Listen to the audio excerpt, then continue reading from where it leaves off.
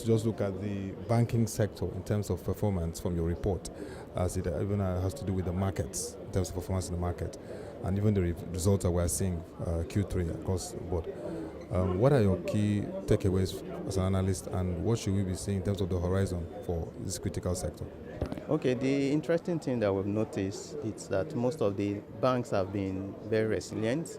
We've seen during period of recession that most of those banks have been able to identify opportunities and they've been able to take advantage of those opportunities, especially within lending. We saw the FX opportunities, and that has helped them to be able to buffer shocks that should have impacted on their bottom line.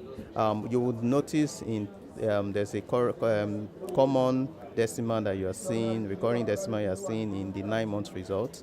Most of those banks have reduced, in terms of impairment charges, have reduced significantly. As a result, it's been able to boost their bottom line.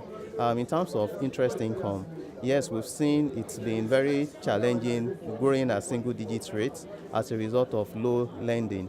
And this is very obvious because there's still the risks within the economy remain elevated, and a lot of the banks are still reeling from challenges they had in lending, power sector lending, oil and gas lending.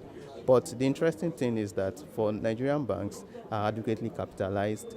Capital adequacy ratio, it's in excess of 21% relative to 16% required for systemically important banks and 15% required for international banks.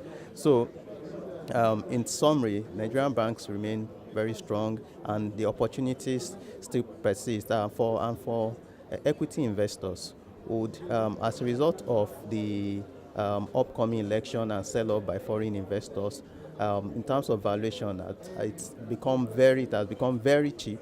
And for those that are willing, that can take the risks now, have like 9 month to 12-month investment horizon, it's an opportunity for them to buy into some of those banking stocks that have shared significant weight within the last 6 months, because we expect that after the election, after the dust settles, even if it's either the incumbent returns to power or a new government comes in entirely, would expect that the market will rebound, sentiments would improve, and as a result, only investors that are willing to take the risks now would enjoy that return next year.